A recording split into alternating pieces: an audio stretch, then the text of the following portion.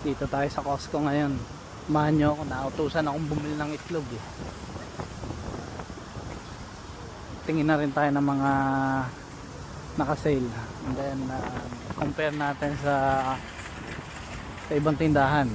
Umura nga. Kung totoo ba? Totoo ba ang mura sa Costco?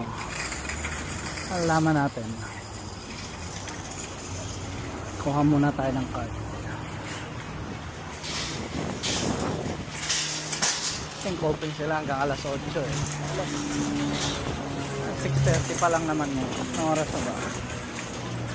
6:19. Ito bago lang ito. Hindi naman bago pero dati hindi mo na kailangan ito. Ngayon i-scan ka muna ng card.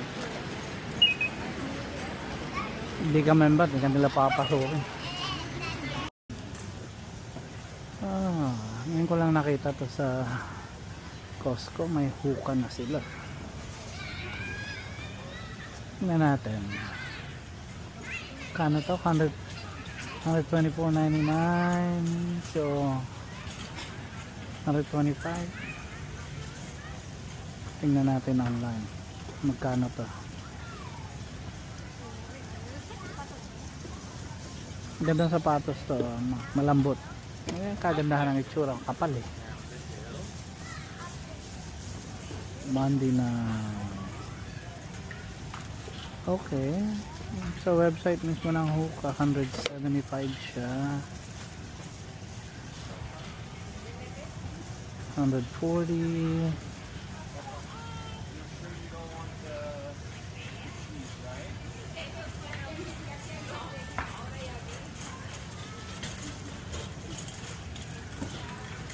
Hanapin natin yung talagang ganitong kulay. Marami palang klase ito. Oh, men's. Okay.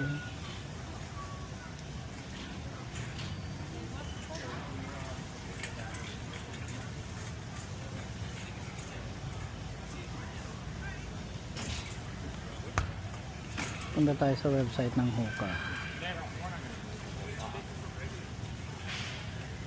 Ibang kulay nito, puti.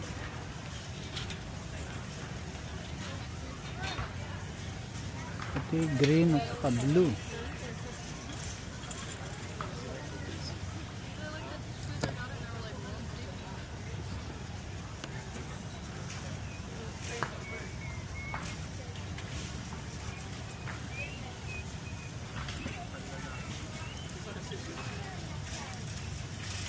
$140. Mura. Mura siya ng $15.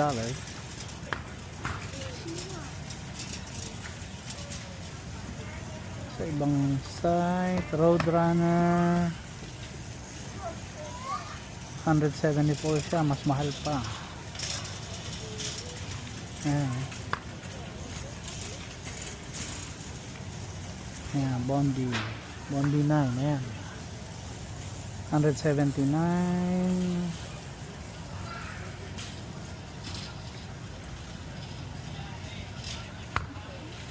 Tapos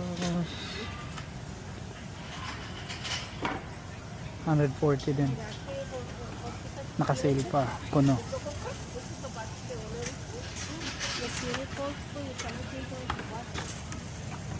Mura na siya. Meron pa isa dito, Blackstone Griddle, ganito itsura niya. Ang ganda. I think griddle na nga ito. Natatanggal ba to para maging kalan? Ay hindi, griddle lang talaga siya, pero ang laki.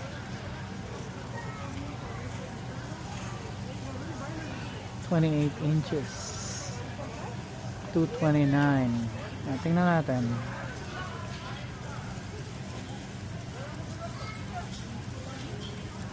That's 28 inches XL.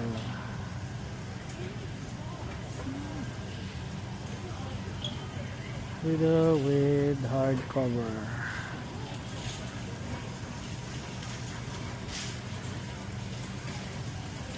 Sa Blackstone, 279. Oh, tama. Mura nga siya ng $50. Sa Lowe's, 249. Mura pa rin.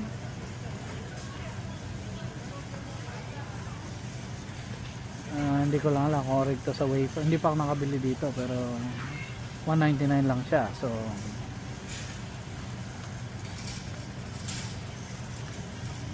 sa Walmart mas mahal pa, $449. Home Depot, $249. Next Grill pala yan.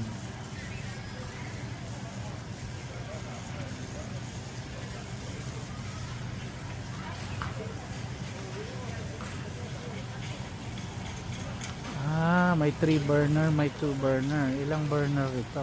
Oh, 3 burner siya. Kasi tatlo eh. Yeah. Yung 2 burner niya sa Walmart,